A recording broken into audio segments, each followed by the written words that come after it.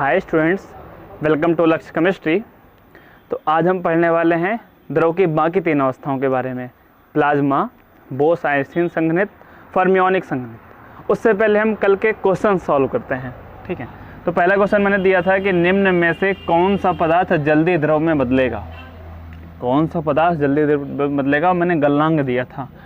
तो सबसे पहले आपको समझना हो गलनांक होता क्या है। गलनांक होता है जब कोई पदार्थ ठोस से द्रव में बदलता है, तो जिस ताप पे बदलता है उसको बोलते हैं गलनांक। समझिएगा ध्यान से। तो मैंने यहाँ पे दो पदार्थ रखे हैं। मानिए कि ये मैंने एक बर्नर लगा रखा है, बर्नर पे मैंने ए भी रख दिया, बी भी रख दिया, दोनों रख दिए, और मैंने यहाँ पे थर्मामीटर लगा दिया टेम्परेचर नापने के लिए। थर्मामीटर तो गर्म करेगा, थर्मामीटर स्टार्ट करेगा, बढ़ते बढ़ते बढ़ते बढ़ते 30, 40 आता रहेगा। वैसे ही 50 आएगा, 50 डिग्री सेल्सियस हो जाएगा, तो वो तो ए का गलनांक हो गया। ए का गलनांक हो गया तो ये द्रव में बदल जाएगा। किस में बदल जाएगा? द्रव में बदल जाएगा। मतलब कि ये जल्दी द्रव में बदलेगा और ये देर में द्रव में बदलेगा। ये 50 डिग्री सेल्सियस में द्रव में बदलेगा और ये 80 डिग्री सेल्सियस में बदलेगा।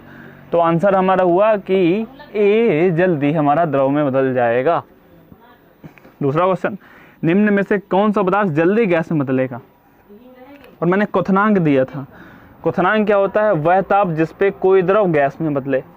मतलब कि ए और बी दो द्रव हैं, एक का क्वथनांक है 70 डिग्री सेल्सियस, दूसरे क्वथनांक है 40 डिग्री सेल्सियस। हम फिर से एक बर्नर लेते हैं, उस पर हम कोई बर्तन रख देते हैं, ए रखते हैं, बी रखते हैं। इसका क्वथनांक है 40, इसका है 70। थर्मामीटर लगाते हैं, गरम करना शुरू करते हैं, धीरे धीरे गरम होगा। जैसे ही 40 तक पहुंचेगा ये पदार्थ गैस में बदल जाएगा, और इसको गैस में बदलने में 70 डिग्री सेल्सियस तक पहुंचना पड़ेगा, गर्म करना पड़ेगा। अतः इन दोनों में बी जल्दी गैस में बदल जाएगा। आई होप ये आपको समझ में आया होगा, ठीक है। तो अब हम बात करते हैं द्रव की बाकी तीन अवस्थाओं के बारे में। तो सबसे पहले बात करते हैं प्लाज्मा की। सबसे पहले बात करते हैं प्लाज्मा की। प्लाज्मा एक बहुत ही गर्म कंडीशन है, बहुत ही गर्म, और इलेक्ट्रॉन्स और आयनों का मिश्रण है। प्लाज्मा इलेक्ट्रॉन और आयनों का मिश्रण है, ठीक है। बहुत ही गर्म होती है और इलेक्ट्रॉन और आयनों का मिश्रण है। क्या होता है, जैसे अब किसी परमाणु के बारे में बात करें तो एक नाभिक होता है, नाभिक के चारों ओर कई सारी कक्षाएं होती हैं, और उन कक्षाओं में इलेक्ट्रॉन्स होते हैं। जैसे पहली कक्षा में 2, दूसरी कक्षा में 8, इस टाइप से इलेक्ट्रॉन होते हैं। ऐसे ही और इलेक्ट्रॉन होता है, यहाँ भी कुछ इलेक्ट्रॉन्स होंगे, यहाँ पे भी कुछ इलेक्ट्रॉन्स होंगे। तो जब क्या होता है, टेम्परेचर काफ़ी ज़्यादा होता है ना, तो ये इलेक्ट्रॉन निकल जाते हैं, ये इलेक्ट्रॉन निकलने लगते हैं जब टेम्परेचर काफ़ी ज़्यादा होता है, ठीक है। तो क्या होता है, जब टेम्परेचर ज़्यादा होगा तो ये इलेक्ट्रॉन अलग आ जाएंगे, और इलेक्ट्रॉन निकलने के बाद जो पोर्शन बचा इसको बोलते हैं आयन, और ये दोनों आपस में मिक्स हो जाते हैं। तो अल्टीमेटली प्लाज्मा आयन और इलेक्ट्रॉन का मिक्सचर हो जाता है, ठीक है। ओके, जो हमारी प्लाज्मा होती है ना, वो हमारा स्टार्स, तारों एवं सूर्य में पाया जाता है। जो तारे होते हैं चमकते रहते हैं, उनका जो होता है ना, जो भी रंग होता है वो उनके ताप को प्रदर्शित करता है। और जो गर्मपन होता है, जो गर्म होते हैं तारे, इसका मतलब है कि वहाँ पे प्लाज्मा है। मतलब कि डायरेक्टली मैं कहूँ तो स्टार्स और सूरज में प्लाज्मा पाया जाता है, ठीक। अर्थ में क्रिएट कैसे कर सकते हैं हम? अपनी पृथ्वी में हम जनरली ठोस द्रव और गैस को देखते हैं। प्लाज्मा को क्रिएट करने का कोई तरीका है क्या? बिल्कुल तरीका है। हम किसी ट्यूब में क्या करें, किसी ट्यूब में बहुत कम प्रेशर पर किसी गैस को भर दें, किसी ट्यूब में बहुत कम प्रेशर पर किसी गैस को भर दें, और उसके बाद उसमें विद्युत प्रवाहित कर दें, तो हमारा प्लाज्मा बन जाएगा। किसी ट्यूब में बहुत कम दाब पर हम कोई गैस को भर दें, उसमें विद्युत प्रवाहित कर दें, तो प्लाज्मा बन जाएगा। प्लाज्मा के एग्जाम्पल हम फ्लोरोसेंट ट्यूब, नियॉन बल्ब्स आदि में देखते हैं। ठीक है, तो आई होप ये आपको प्लाज्मा समझ में आया होगा। अब हम बात करते हैं अपना नेक्स्ट स्टेट का, जो कि है बोस आइंस्टीन संघनित्र, जो कि है बोस आइंस्टीन संघनित्र। B for Bose, E for Einstein, C for condensate संघनित्र। देखिए ये दोनों साइंटिस्ट के नाम हैं।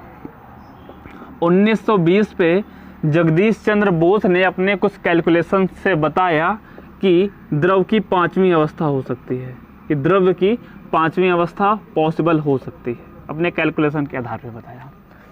उसके बाद आइंस्टीन ने भी अपना कुछ प्रेडिक्शन किया कि हाँ द्रव की 5वीं अवस्था बिल्कुल पॉसिबल है, और आइंस्टीन ने उसको नाम दिया बोस आइंस्टीन संघनित्र। सिर्फ नाम दिया, अभी तक खोजा नहीं गया था। फिर क्या हुआ, फिर तीन साइंटिस्टों ने, नाम है उनका कॉर्नेल, किटरले एंड वीमैन, इन तीनों ने बोस आइंस्टीन संघनित्र जो अवस्था है उसको प्राप्त किया। कैसे प्राप्त किया, वायु को लिया बहुत कम, वायु कह सकते हैं या गैस कह सकते हैं, किसी गैस को लिया बहुत कम घनत्व की गैस लिया, बहुत कम घनत्व था। कितना कम, 1/10⁶ गुना वायु का, बहुत ही कम माना गया है, ये बहुत ही कम है। और इस गैस को बहुत ही ज़्यादा टेम्परेचर तक ठंडा कर दिया, बहुत ज़्यादा टेम्परेचर तक ठंडा कर दिया। तो जो कंडीशन मिली उसको हम बोलते हैं ये बोस आइंस्टीन संघनित्र थी। लास्टली हम बात करते हैं 6 नंबर की, आपको जनरली कहीं नहीं मिलेगा। 6 नंबर फर्मियोनिक संघनित्र।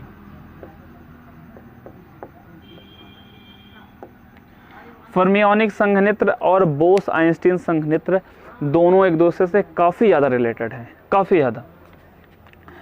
जैसे बोस आइंस्टीन संघनित्र को प्राप्त करने के लिए हमको ठंडा करना पड़ता है, हमें फर्मियोनिक संघनित्र को भी प्राप्त करने के लिए बहुत ठंडा करना पड़ता है। और इसमें फर्मियॉन्स को, इसमें हम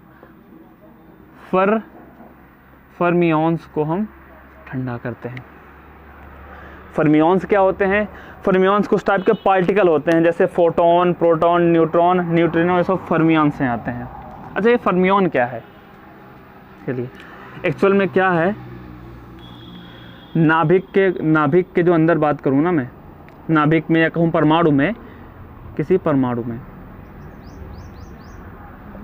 आपने जनरली सिर्फ 3 कण सुने होंगे। कौन से, इलेक्ट्रॉन, प्रोटॉन और न्यूट्रॉन, सिर्फ 3 कण सुने होंगे। एक्चुअल में परमाणु में और परमाणु के अंदर जो नाभिक होता है ना, इसमें 180 से 200 प्रकार के कण पाए जाते हैं। 180 से 200 प्रकार के, आप सिर्फ 3 जानते हैं।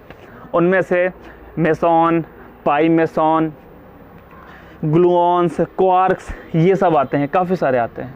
ठीक है, ठीक।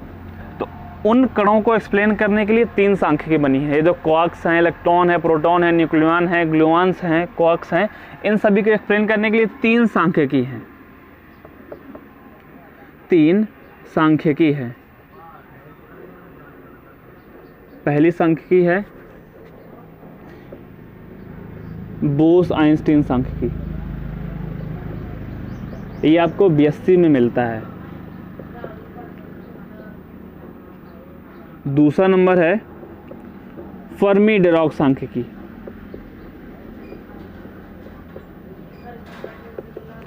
और तीसरा नंबर है मैक्सवेल बोल्ट्जमैन सांख्यिकी। तो इस सांख्यिकी को कुछ कण फॉलो करते हैं, कुछ कण इस सांख्यिकी को फॉलो करते हैं, और कुछ कण इस सांख्यिकी को फॉलो करते हैं। तो जो फर्मी डिराक सांख्यिकी को फॉलो करते हैं उनको हम बोलते हैं फर्मियॉन, और उन्हीं फर्मियॉन को जब हम बहुत ज़्यादा टेम्परेचर पे ठंडा कर देते हैं तब हमको फर्मियोनिक संघनित्र, जो कि पदार्थ की 6वीं अवस्था है, वो प्राप्त होती है। आई होप ये वीडियो आपको समझ में आया होगा। अगर ये आपको वीडियो पसंद आया हो तो प्लीज़ लाइक करिए, सब्सक्राइब करिए एंड शेयर करिए अपने दोस्तों के साथ। Thank you so much for watching.